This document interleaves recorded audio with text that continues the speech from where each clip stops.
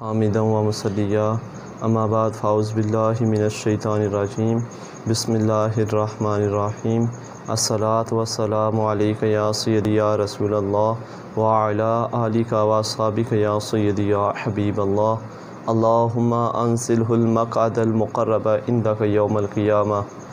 آج ہم سیکھیں گے عصا کے متعلق۔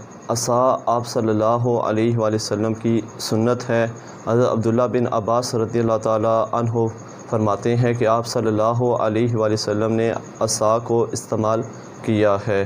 ایک شخص آپ صلی اللہ علیہ وآلہ وسلم کی برگاہ میں حاضر ہوا اور اس کے ہاتھ میں انگوٹھی تھی اور آپ صلی اللہ علیہ وآلہ وسلم کے ہاتھ میں عصا تھا۔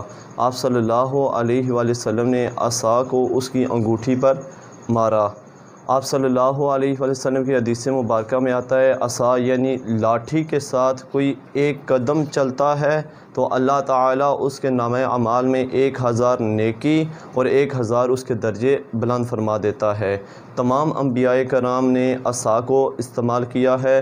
حضرت موسیٰ علیہ السلام نے عصا کو استعمال کیا اور قرآن سے یہ بھی ثابت ہے، اور جو حضرت موسیٰ علیہ السلام کے پاس عصا تھا وہ حضرت شعیب علیہ السلام نے ان کو دیا تھا، اور حضرت شعیب علیہ السلام کے پاس حضرت آدم علیہ السلام کی طرف سے وہ عصا آیا تھا، اور وہ عصا جنت سے آیا تھا، اور وہ جنت کی لکڑی ابنوس سے بنا ہوا تھا، یعنی حضرت آدم علیہ السلام کا عصا حضرت موسیٰ علیہ السلام تک پہنچا۔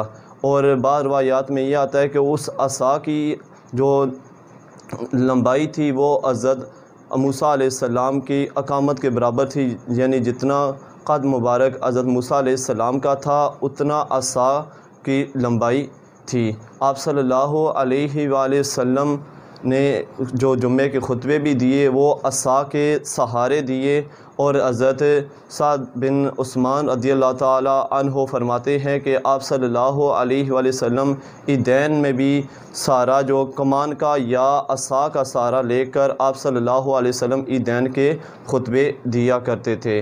اللہ تعالیٰ کی بارگاہ میں دعا ہے کہ اللہ تعالیٰ ہم کو سنتوں پر عمل کرنے کی توفیق عطا فرمائے۔